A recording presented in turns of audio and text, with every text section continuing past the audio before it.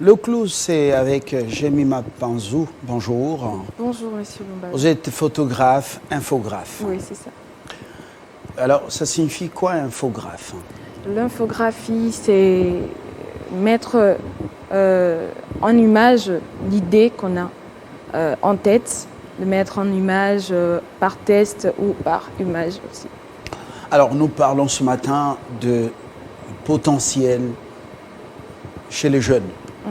Vous recommandez, en termes de motivation, vous recommandez aux jeunes d'exploiter le potentiel qui est en eux, qui est enfoui en eux. Comment êtes-vous parvenu à la photographie et à l'infographie?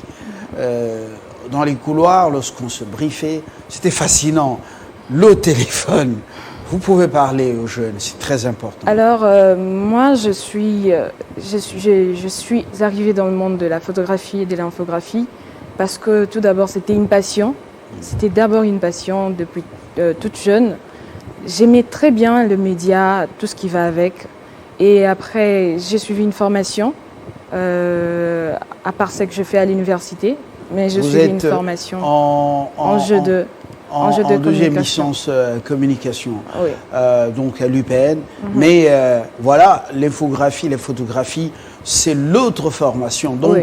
Au-delà de la formation formelle, oui. Vous avez choisi l'infographie et la photographie. Oui, c'est ça. Vous reprenez la parole. Alors, je reprends, je disais que j'ai atterri dans le monde de la photographie et l'infographie parce que c'était tout d'abord une passion. Et pour donner forme à ce qui était une passion, j'ai suivi une formation de 3 mois et dans la photographie et l'infographie, les designs. Et après, vu que je n'avais pas le moyen au début, j'ai commencé avec mon téléphone. J'ai fait le montage avec mon téléphone, j'ai fait l'infographie avec mon téléphone. Tout sur votre phone? Tout sur mon téléphone. Et à partir de ça, ça me permet de gagner un petit rien parce que je travaille avec des gens qui sont très loin, dans d'autres pays, mais avec mon travail, avec mon téléphone, je suis en train de les servir. Du téléphone jusqu'au laptop? Oui. Donc c'est pour dire qu'on n'attend pas à avoir tout ce qu'on veut, tout ce qui demande pour commencer. On commence avec ce qu'on a.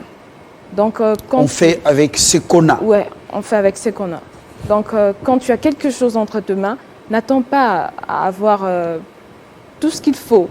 Donc moi je crois que c'est par là que j'ai commencé et là j'évolue très bien et j'ai la possibilité d'avoir mes matériels, d'avoir un ordinateur, d'avoir un appareil photo parce que je commençais de quelque part. On commence par ça c'est très bien dit. Alors même l'ange de l'Éternel disait à Gédéon, va avec la force que tu as. Exactement. Alors Jemima, beaucoup de jeunes se plaignent.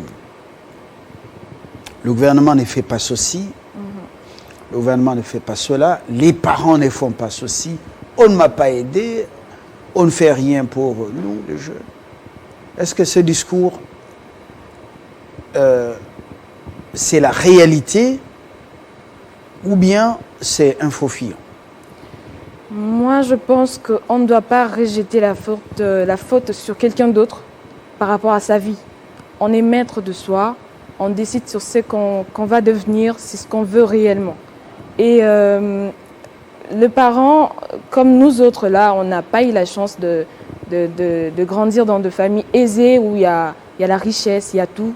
Alors on est sorti de nulle part. Et aujourd'hui, avec le peu qu'on a appris, ben, on fait avec.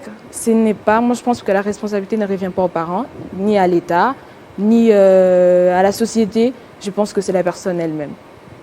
Alors concrètement, qu'est-ce que vous faites dans l'infographie, dans la photographie parce qu'on ne vous voit pas comme d'autres photographes dans les lieux publics pour faire exercer ce métier. Alors concrètement, qu'est-ce que vous faites? Concrètement, nous travaillons Quels sont les services que vous offrez? Le service que j'offre, c'est dans des studios photos. Ce ne sont pas de photos publiques. Excusez-moi. Déjà, je dirais que je travaille en collaboration avec d'autres photographes. Oui. Comme je l'ai dit tout à l'heure, que je n'ai pas tous mes matériels. Oui. Donc, je travaille en collaboration avec d'autres photographes et on on présente un service aux clients qui viennent au studio photo pour avoir des belles images et tout. Alors c'est comme ça que je travaille. Mais d'abord, l'infographie, qu'est-ce que vous faites concrètement et est-ce que les gens sont intéressés?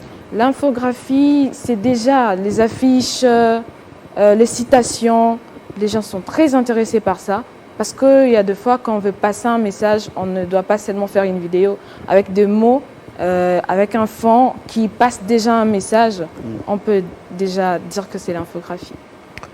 Alors, mais vous nous avez parlé d'un parcours qui est fascinant, qui peut faire l'objet d'un témoignage. C'est pas ça notre affaire aujourd'hui. Vous dites aux jeunes qu'il ne faut pas s'accrocher à une seule chose. Lorsque vous étudiez, formation professionnelle, formation formelle, oui, mais il ne faut pas s'accrocher à une seule chose, il ne faut pas pleurnicher. Et c'est l'occasion qui vous est donnée pour parler à ces jeunes. Vous avez cette caméra. Beaucoup de gens ont accusé la société pour dire si nous, on n'a pas eu la chance de devenir des responsables, c'est à cause de tel ou tel. Et pourtant, nous avons du potentiel à nous. Nous avons des talents enfouis en nous, mais que nous ne parvenons pas à aiguiser, exploiter. Par là, je dirais, déjà moi on m'appelle multiservice. Multiservice. Multiservice parce que je n'apprends pas une chose, j'apprends tout. Quand je vois quelqu'un en train de faire quelque chose, un réalisateur, un charpentier, quelque chose comme ça, quand ça m'intéresse, je m'approche et j'apprends. Si vraiment je veux approfondir, je veux suivre une formation. Donc il n'y a rien qui m'arrête. Je vais revenir un peu en arrière. J'ai dû créer une petite entreprise de nettoyage, alors que je n'ai jamais fait des études qui me permettront vraiment d'être dans ces secteurs-là. Mais quand même, j'ai créé cette entreprise et j'avais des collègues avec qui je travaillais. On passait de maison à maison pour avoir s'il y a des habits à laver, s'il y a des trucs à repasser. C'était comme ça. Et ces jeunes avec qui j'ai travaillé, ça leur permettait d'avoir un 2500 francs, un 3000 francs, quelque chose que s'ils restaient à la maison sans rien faire, ils ne pouvaient pas en avoir. Et c'est comme ça, les idées, ça s'écrée et c'est partout. Moi, je pense que l'État n'a rien à voir là-dedans, c'est la personne elle-même. Bien que l'État garde une part de responsabilité bien justement sûr, bien sûr. Dans cela, parce que l'État doit impulser aussi les choses, mais on peut observer son environnement et les problèmes qui se posent et tenter d'y apporter des solutions c'est ça, exactement. pour gagner sa vie. C'est ça, des problèmes qui se posent parce qu'on a tellement de problèmes qui se posent ici en RDC. Et moi, je pense que si quelqu'un est curieux pour bien étudier tout ce qui est en train de se passer autour de lui, je pense qu'il peut gagner 1000 francs. C'est possible. Parce que nos jeunes, la plupart, surtout les jeunes filles, deviennent trop dépendantes, genre pour dire qu'à un certain âge, non, j'attends seulement le mariage pour avoir un peu de protection, de la sécurité financière et tout. Et il y a d'autres jeunes filles qui se lancent dans la prostitution, à courir derrière les hommes pour avoir un 500$ ou un 100$, comme on les appelle maintenant les influenceuses. Comment? Des influenceuses. Ah, c'est des telles filles, on les appelle influenceuses. Oui, influenceuses. Elles influencent négativement ou positivement? Je crois qu'elles influencent négativement. Parce qu'il y en a d'autres qu'on ne connaît même pas. Ou est-ce que... Ah oui, mais c'est plein dans les réseaux sociaux. Voilà, c'est plein dans les réseaux sociaux de gens qui s'appellent influenceuses, alors que en réalité, ce n'est pas le cas. On dépend d'un homme pour que te soutienne dans ce que tu fais, pour qu'il te donne de l'argent. Tu lui soutires de l'argent pour apparaître bien riche devant les gens, alors qu'en réalité, ce n'est pas ça. Moi, je pense que ces jeunes filles et ces jeunes garçons doivent utiliser leur potentiel et la capacité intellectuelle qu'ils ont. C'est formidable. Qu'est-ce que vous avez comme rêve, si ce n'est pas un secret? Ce que j'ai comme après rêve... les études en communication, après au-delà de la petite boîte de nettoyage au clean, au-delà de par exemple, l'infographie au-delà de la photographie, quel est votre rêve? Si ce n'est pas un secret. C'est pas du tout un secret. Oui. Mon rêve, c'est devenir réalisatrice. Réalisatrice. Oui, réalisatrice. Du cinéma Des clips, cinéma, tout ce qui va avec, donc en général.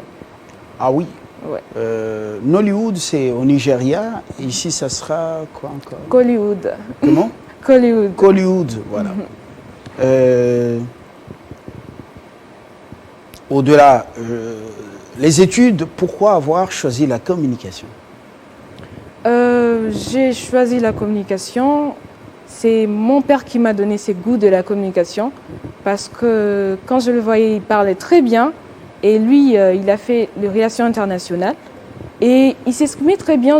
Un jour, je lui ai dit, mais papa, pourquoi tu ne faisais pas la communication? Il m'a dit non, non, j'aime tellement parler que je choisis les relations internationales, mais si toi tu choisis la communication, je crois que ça t'ira très bien. Vous avez suivi John sur ce plateau un jour.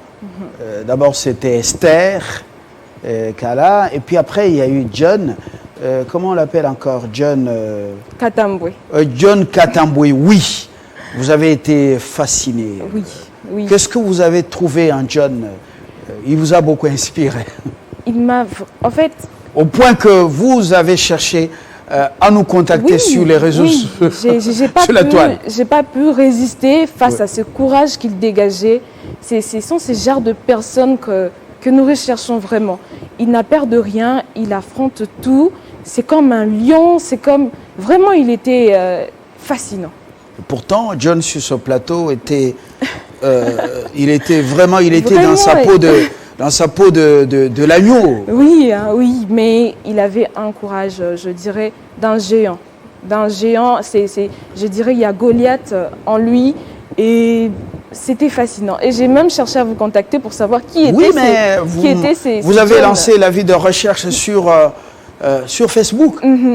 Alors j'ai dit, mais qu'est-ce qui se passe à cause de ceux-là que j'ai reçus Oui. la semaine antérieure? Oui.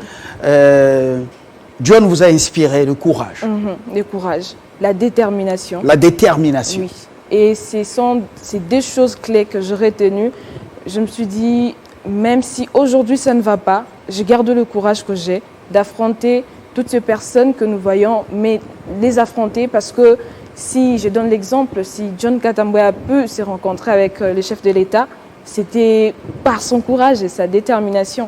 Donc il n'a pas... Personne ne lui permettait d'aborder le chef de l'État, c'est mais ça. John, par des claustras, il a crié, le chef de l'État a entendu, il a cherché. Oui. Et John se bat depuis 2020 pour rencontrer le chef de l'État qui lui avait fixé rendez-vous, même si le protocole bloque. John était en train de se battre. Il était arrivé jusqu'ici. Il est très déterminé et ce sont ces deux choses que j'ai vraiment retenues. J'ai dit, je marcherai avec ça. Et je vous informe que des États-Unis, quelqu'un a suivi John. Oui. Okay. Il m'a écrit. Je vous informe qu'il a besoin de John pour l'aider. Il dit, mais le chef de l'État, oui. Mais il est déterminé à aider John parce que John est très déterminé. Vraiment. Je vous donne l'information. Oui. Il m'a écrit de Portland. Ces genres de personnes, juste quand on voit comme ça, quand on les regarde comme ça, on sent déjà qu'il ira très loin. Et c'est ce que je suis en train de dire aux jeunes qui sont en train de négliger ce qu'ils ont. Ils ne savent pas ce qu'ils ont parce qu'ils ont la force, l'énergie. Ils ont tout ce qu'il faut pour s'en sortir dans la vie. Et ils restent comme ça, sans rien faire. C'est décevant.